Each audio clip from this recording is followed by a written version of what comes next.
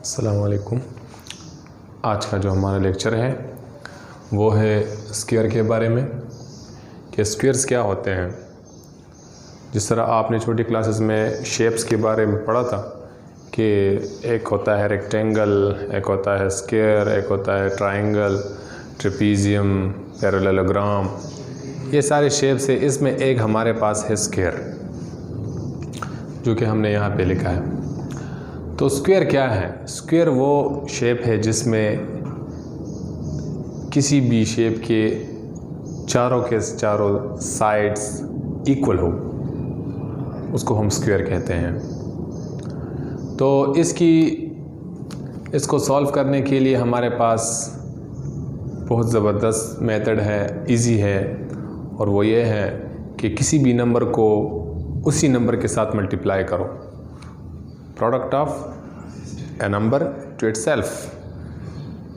ठीक है, तो वो हमें स्क्वायर देता है और उसको फिर हमने नाम दिया परफेक्ट स्क्वायर।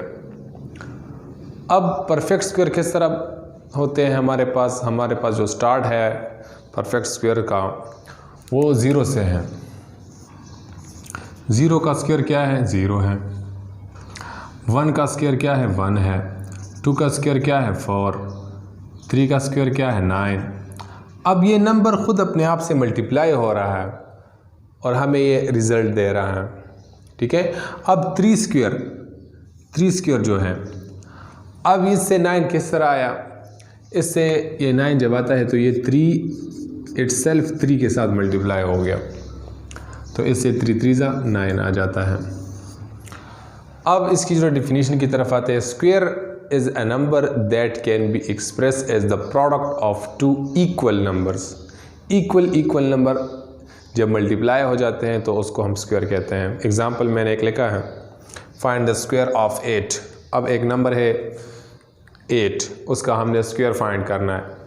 तो कैसे करेंगे? Square of 8 is equal to 8 multiply 8। 8 multiply 8 से क्या आता है? 64। तो ये हमारे पास एक परफेक्ट स्क्वायर बन गया। 8 का स्क्वायर क्या है? 64। इस तरह 9 का स्क्वायर क्या है? 81, क्योंकि 9 मल्टीप्लाई 9 से 81 आता है। अब ये तो बहुत शॉर्ट मेथड है, बहुत इजी मेथड है स्क्वायर फाइंड करने का। यहाँ पर कुछ इंटरेस्टिंग पैटर्न तरीके भी दिए गए हैं आपके बुक में, बहुत इंटरेस्टिंग है कि हम स्क्वायर इसके अलावा और कौन कौन से मेथड्स है जिससे हम स्क्वायर फाइंड कर सकते हैं। जिस तरह बच्चे गेम खेलते नहीं है, उसी तरह ये एक गेम है कि किस तरह हम स्क्वायर्स फाइंड करते हैं। पहला जो पैटर्न है उसमें square of natural numbers can be expressed as sum of odd numbers. जब भी किसी नेचुरल नंबर का हम स्क्वायर फाइंड करते हैं तो उसको ऑड नंबर्स में, उसका सम ऑड नंबर्स में मालूम करते हैं। 1 का 1 ही है क्योंकि वो ऑड नंबर 1 से स्टार्ट होते हैं। अब 2 स्क्वायर क्या है? 2 ऑड नंबर्स को प्लस करें। पहला ऑड नंबर 1 है, दूसरा ऑड नंबर 3 है। ऑड नंबर्स क्या है?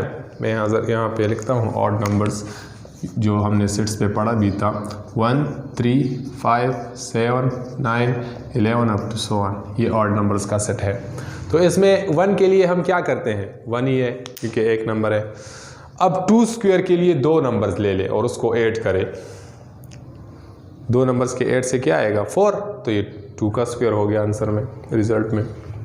अब 3 स्क्वायर के लिए पहले 3 ऑड नंबर्स ले ले और उसको प्लस करें। ठीक है, तो हमने जब पहले 3 ऑड नंबर्स को प्लस किया तो उससे क्या आंसर आया? 3 का स्क्वायर आया। अब 4 का स्क्वायर जब हम लेंगे तो पहले 4 नंबर्स को हमने क्या करना है? ऐड करना है, प्लस करना है। तो जब पहले 4 नंबर्स 1 3 5 और 7 इसको हमने ऐड किया, सम किया, तो उससे रिजल्ट क्या आया? 16 आया। तो ये एक इंटरेस्टिंग तरीका है, एक गेम है जिस तरह बच्चे खेलते हैं। बाकी इस जो हम कॉमनली यूज़ करेंगे थ्रू आउट इस बुक में, तो वो ये मेथड है डायरेक्ट 8 मल्टीप्लाई 8 64, ये बन गया। अब इसके अलावा एक और there is another nice pattern, दूसरा पैटर्न भी है। वो ये है कि आपने क्या करना है? 1 स्क्वायर इज इक्वल टू 1। अब 2 स्क्वायर क्या है? 1 + 2 + 1, इससे आंसर आ गया 4। अब 3 स्क्वायर क्या है? 1 + 2 + 3 + 2 + 1। ठीक है, ये एक इस तरह जिस तरह शेप होता है ना,